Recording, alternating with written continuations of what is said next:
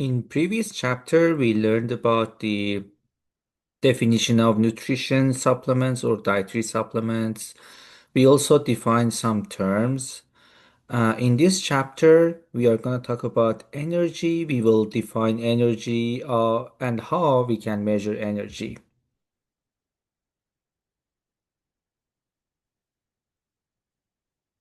So these are our chapter objectives.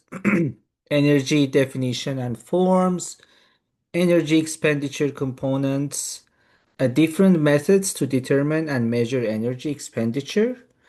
And we also have different methods or equations to estimate energy needs. So let's talk about the energy and energy concepts first. This is very crucial for us to know what the energy is and what are the forms, what are the states of energy, and how we use energy in the body. There are more than thousands of different biochemical and physiological processes that are happening in our body daily, and each these process requires energy. So this is very important. We need energy in order to carry out different processes in the cells in the body. And also, we know physical activity, exercise, and sport require the use of energy. In the previous chapter, we defined these terms like what is physical activity, what's exercise, and sport. All of these require the use of energy. This is a term, bioenergetics, which is the process of converting food into biologically useful forms of energy. So the energy we have in the food, we cannot just use it. It's like a chemical energy that's stored in food, but we have to convert this type of energy stored in food to biologically useful for our cells to use the energy. This process of conversion is called bioenergetics. And from the previous chapter also, we learned about the energy balance equation, which is the food, like any type of food, beverages. It is our energy in. This is what we get from food and beverages. And if this food or energy in equals to energy expenditure or energy out, we have energy balance. So this is very simple equation. And as we talked, if we get more energy from food and we spend little, we will gain weight over over a course of time. And if we get, for example, low energy from food and we expend more energy, like having a high energy out in proportion to low energy in, we will lose weight. We also defined energy, but here um, probably you know the definition of energy. It is the ability to perform work. It is important to know that the energy definition is hard. So this definition actually doesn't give more information to us, right? It doesn't give too much information. We don't get enough information from this definition. The ability to perform work. So for this reason, we have different forms of energy. It can be atomic, chemical. This is the chemical form of energy is what we get from food. We have electrical energy, like light bulbs. We have mechanical energy. It's like a movement, like kinetic, those kind of things. We have radiant, we have thermal or heat energy. So we have also two states. We have kinetic and potential. These are two different states of energy, but we have different forms. These are totally different things. Forms is different than states. So we have two states and we have six forms, different forms of energy.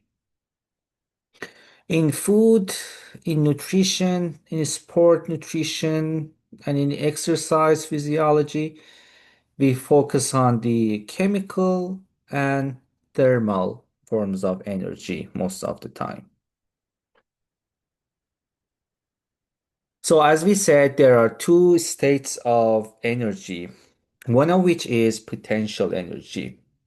Any energy that is being stored for future use. Like on the right side, we have a picture of a dam, and behind the dam, the water, we store water behind the dam. The energy in that water is is a potential energy. Kinetic energy is the potential energy which is released to perform some type of work. It's called kinetic energy. So kinetic and potential, they are related to each other. So if we open the dam and the water flows, it is a kinetic energy. Also, kinetic energy is the energy of motion, energy of movement, and we have some examples here. The potential energy we have in the body is that the energy stored in the form of glycogen. So the energy that's stored in the glycogen structure is a potential energy. And the chemical energy, it's ATP, and we will talk about that later, but I'm pretty sure you know what that is. It's the adenosine triphosphate. That's a form of energy, it's a chemical energy that our body uses. So this chemical energy, the energy being stored in the phosphate bonds in ATP structure is an example of potential energy. And we have kinetic energy in the body, which is the force production for exercise. This is the force produced by the skeletal muscle. In exercise, in physical activity or sports, we walk, um, we bathe, we walk our dog, we wash our dishes, so on and so forth. So any type of movement needs kinetic energy. And also, we learned about the thermodynamics law in school. This is the first law of thermodynamics, or it's also called the law of conservation of energy. So this the law of conservation of energy is this like energy is neither created nor destroyed. And the energy might be transformed from one form to another. For example, if we convert or if we transform chemical energy to heat energy, energy is neither created or nor destroyed here. We just transform it. That's the first law of thermodynamics in physics, or the law of conservation of energy. And also, humans are relatively inefficient in the process of energy conversion or energy transformation compared to machines. And there is a formula for efficiency, and we will see that later. But this is a very important note here. So whenever our body uses energy, like the chemical energy stored in the ATP, some of that energy is released as heat energy. So we are losing some of the energy through the process of energy conversion.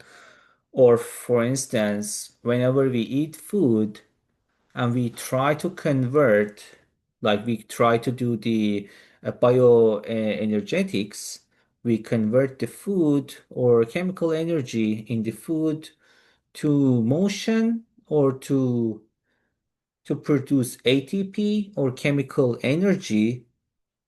We lose some of the energy stored in the food as heat energy. So our body, humans' body, are relatively inefficient.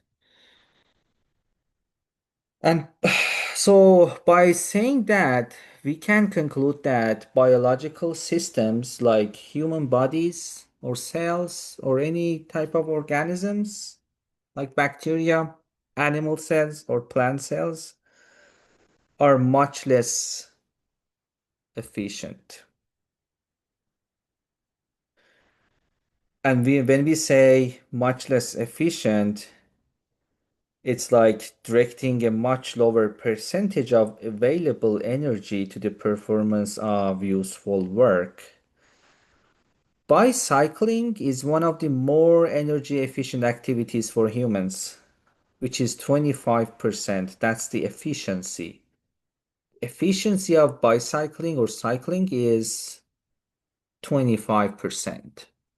So it's better to know this, that among the different types of sports, activities, and exercise, bicycling is more efficient, energy efficient. And here, this is from your textbook on the right side, which is how they measure the cycling exercise, like energy efficiency during cycling exercise. You can just look at it, and here we have the efficiency formula. Efficiency is external work divided by energy expended multiplied by 100, which gives us the percentage. And here on the right side, as you can see at the bottom, after doing all the math and all the calculations, we get the efficiency of 23.2%. And if we round it up, it's 25%, approximately 25%. And here we have some terms, one of which is ender endergonic. Endergonic is the any process or any chemical reaction that is store energy. That's called endergonic. We have exergonic. It's just the opposite of endergonic. Any process or any chemical reaction that releases energy, that's exergonic. And we have high energy phosphates. These high energy phosphates are chemical compounds that stores energy in its phosphate bonds. And we have ATP, for example. ATP is a high energy phosphate. ATP, adenosine triphosphate, is a chemical compound that stores energy in its phosphate bonds. We have creatine phosphate. That's also a high energy phosphate. Again, creatine phosphate also stores energy in its phosphate bonds. So these are the terms, and we will dive into detail about these. So here we have high energy phosphate or ATP. ATP, on the right side, we have a picture of ATP, adenosine triphosphate here, or ATP. This ATP or adenosine triphosphate is a chemical compound or high energy phosphate that stores energy. We have phosphate groups here. Since it is triphosphate, meaning it has three phosphate groups. So we have one phosphate, two phosphate, and three phosphate. And the bonds between these phosphate groups are high energy bonds. That's why it's called high energy phosphate compound. And in the structure of ATP, we have a protein molecule, adenine, which is here. This is a protein molecule, adenine. The reason we call this protein, or we can see that it has nitrogen. We know like fats or carbs, they don't have nitrogen. So, but adenine has nitrogen, so it's a protein molecule. We have a sugar molecule or ribose here, ribose. This is a a sugar molecule, and we have three phosphate groups. And the ATP, it's like a dollar. It's our currency, the energy currency of all living things, including bacteria, yeast, fungi, plant cells, human cells, animal cells. They all use ATP as an energy currency. Like we use dollar to purchase stuff, the body uses ATP as its currency for all its processes, biochemical and physiological processes. So here we have ATP at the top, which has three phosphate groups. And we have two bonds, phosphate bonds, and these are high energy bonds. If we add water to ATP, or in other terms, if we hydrolysis ATP, hydrolysis means it's like a chemical reaction or process that needs water. So we add water to a molecule, to a chemical, and we split it, we break it down.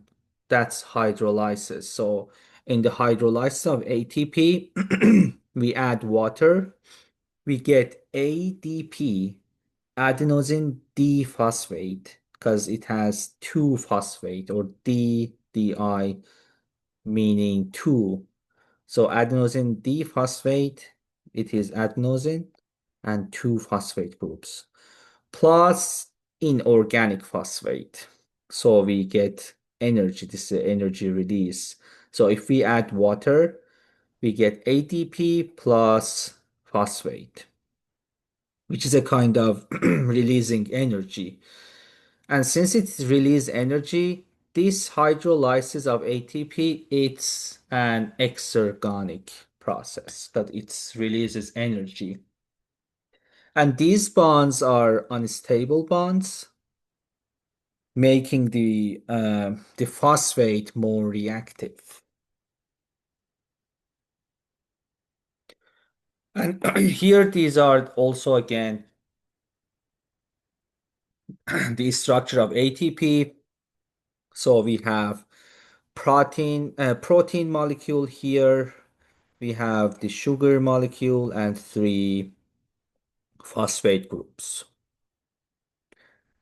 We have very limited amounts of ATP as a storage. So we don't store ATP much, and we have a very limited amounts of ATP in the body that our body can use it immediately or very quickly, and we run out of it.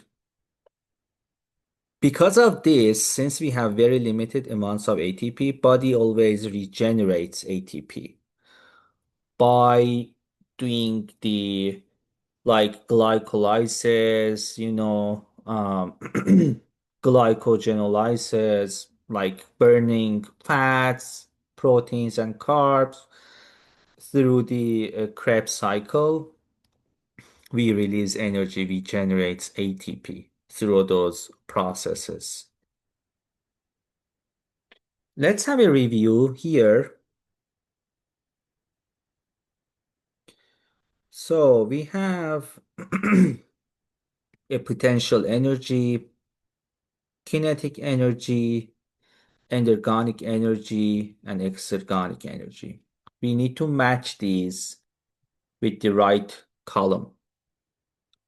An example of this is water flowing through pipelines to move turbine blades. So here we have movement, right? To move something, to move turbine blades, so it's kinetic energy. Two, an example is setting up a mouse trap. So when we set up a mouse trap, we store energy. Energy storing, it's potential energy. Or for number two, we can say, when we say setting up, it can be potential energy because we are storing energy here, or we can say endergonic energy because this kind of things we try to store energy. It can be endergonic energy. Three, an example is water in a reservoir behind the dam. This is potential energy. So number two is endergonic energy, and number three is potential energy. And the four, the last one, an example is a mouse trap is triggered and this spring snaps. So this is kind of releasing energy. So this is exergonic energy.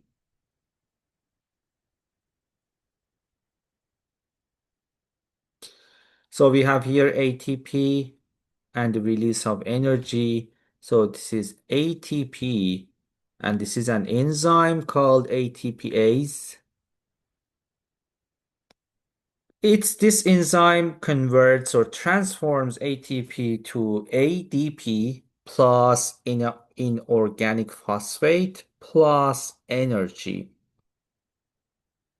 So this is an example of exergonic reaction. And this is a rapid one-step chemical reaction. This is also called the hydrolysis of ATP. As I mentioned, we add a water molecule here. That's why it's called hydrolysis. Hydro means water, water molecules. So this is a hydrolysis reaction or process, and it is an exergonic reaction. An enzyme, as I mentioned here, ATPase is an enzyme, so it's better to know the enzyme structure. I know you already know, but here we have a very quick overview. Enzymes play crucial roles in catalyzing chemical reactions. They are not part of the reaction. They are not part of the chemical reaction or processes, but they catalyzes chemical reactions. They have protein structures. They speed up chemical reactions by lowering the energy required to activate the chemical reaction. This is how enzymes work. They are reducing the energy required, the amount of energy required to activate the chemical reaction. This is how enzymes work. They are not static as well. It's very important to know that they are not static. And different factors impact the enzymatic activity, pH and temperature. This is why in high fevers, this is why high fevers is very dangerous and life-threatening. Because of the high fever, because of increasing the body's temperature, some enzymes get inactive. They cannot work properly. That's why it's very dangerous and life-threatening.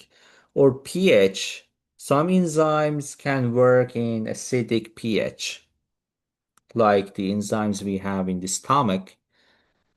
We know the stomach is a very acidic environment, but some enzymes can work in that pH.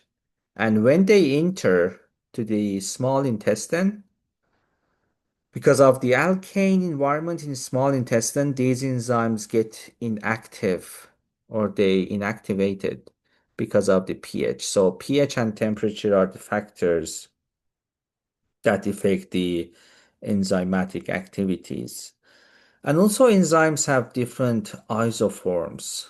For example, we have myosin ATPase in skeletal muscle. So here we have ATPase, but this is an enzyme, right? ATPase. Any any enzyme or any compound, any structure that has A's in its name, we can say it's an enzyme, like lipase, amylase, protease. These are all enzymes. ATPase is an enzyme, but it has different isoforms. For example, we have myosin ATPase in the skeletal muscles. And here on the right side, we have the example of an enzyme. Each enzyme has an active site in the substrates come to the active site and enzymes like combining them. So this is like a chemical reaction. For example, this is ADP. I'm just saying like, for example, ADP, this is an inorganic phosphate and this is the enzyme, like it's combining them together and we get product or ATP, for example. And the enzyme released here to do the same cycle. So this enzyme is ready to get new substrates, this enzyme here at the bottom. So this is how enzymes work. These are a protein structure. And we have a use of ATP by muscle. ATP is a direct source of energy for force production and relaxation. This is very important. We don't need ATP for force production only. We also need ATP for the relaxation of muscles. This is very important to know. And ATP is crucial for both the force production and relaxation of skeletal muscle. And the ATP molecules are stored directly on the myosin head at the site. So here on the right side, we have a picture of the skeletal muscle, how ATP is stored. So here, this is ATP, and these are the myosin head. ATP is stored here, and after the contraction, it becomes ATP. But we need ATP for muscle relaxation as well. And we also have calcium here. Calcium is also very crucial in force production in skeletal muscle. We have ATP concentrations in muscle. As I said, we have very limited amounts of ATP in the body. That's why we regenerates ATP.